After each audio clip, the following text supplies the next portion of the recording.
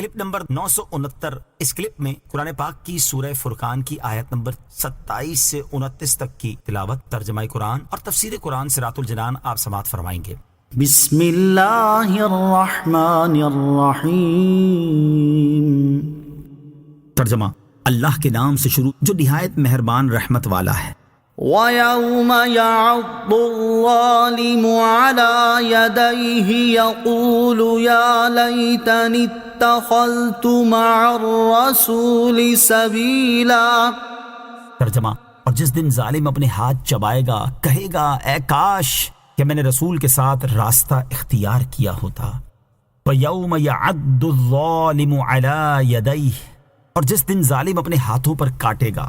ارشاد فرمایا کہ وہ وقت یاد کریں جس دن ظالم حسرت و ندامت کی وجہ سے اپنے ہاتھوں پر کاٹے گا اور کہے گا اے کاش کہ میں نے رسول کے ساتھ جنت و نجات کا راستہ اختیار کیا ہوتا، ان کی پیروی کیا کرتا اور ان کی ہدایت کو قبول کیا ہوتا۔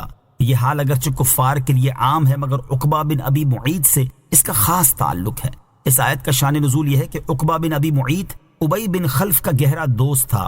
حضور سید المرسلین صلی اللہ تعالی علیہ وآلہ وسلم کے ارشاد فرمانے سے اس نے لا الہ الا اللہ محمد الرسول اللہ کی شہادت دی، اور اس کے بعد ابی بن خلف کے زور ڈالنے سے پھر مرتد ہو گیا۔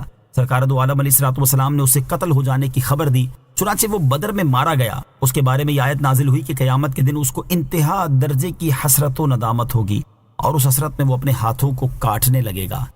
یا ویلتا لیتنی لم اتخذ فلانا خلیلا لقد اضلنی عن الذکر بعد اذ جاءنی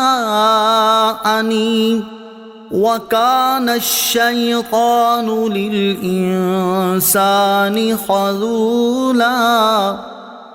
ترجمہ: ہائے میری بربادی، اے کاش کہ میں نے فلاں کو دوست نہ بنایا ہوتا، بے شک اس نے میرے پاس نصیحت آ جانے کے بعد مجھے اس سے بہکا دیا، اور شیطان انسان کو مصیبت کے وقت بے مدد چھوڑ دینے والا ہے۔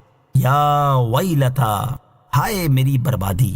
اس آیت اور اس کے بعد والی آیت کا خلاصہ یہ ہے کہ قیامت کے دن کافر کہے گا ہائے میری بربادی، اے کاش کہ میں نے فلاں کو دوست نہ بنایا ہوتا جس نے مجھے گمراہ کر دیا، بے شک اس نے اللہ تعالیٰ کی طرف سے میرے پاس نصیحت آ جانے کے بعد مجھے اس نصیحت یعنی قرآن اور ایمان سے بہکا دیا۔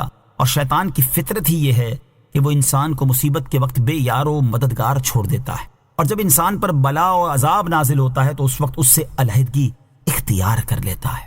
بری صحبت اور دوستی سے بچنے کی ترغیب۔ اس سے معلوم ہوا کہ بد مذہبوں اور برے لوگوں کی صحبت اختیار کرنا، انہیں اپنا دوست بنانا اور ان سے محبت کرنا دنیا اور آخرت میں انتہائی نقصان دہ ہے۔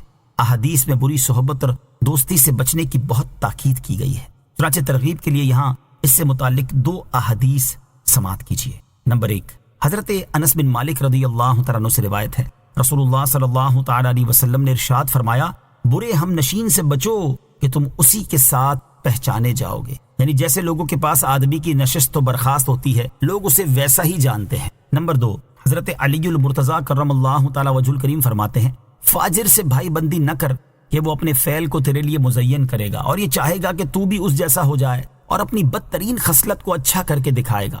تیرے پاس اس کا آنا جانا عیب اور ننگ ہے، اور احمق سے بھی بھائی چارہ نہ کر کہ وہ تیرے لیے خود کو مشقت میں ڈال دے گا اور تجھے کچھ نفع نہیں پہنچائے گا، اور کبھی یہ ہوگا کہ تجھے نفع پہنچانا چاہے گا مگر ہوگا یہ کہ نقصان پہنچا دے گا۔ اس کی خاموشی بولنے سے بہتر ہے، اس کی دوری نزدیکی سے بہتر ہے، اور موت زندگی سے بہتر ہے۔ اور جھوٹے آدمی سے بھی بھائی چارہ نہ کر کہ اس کے ساتھ میل جول تجھے نفع نہ دے گی، وہ تیری بات دوسروں تک پہنچائے گا اور دوسروں کو تیرے پاس لائے گا، اور اگر تو سچ بولے گا جب بھی وہ سچ نہیں بولے گا۔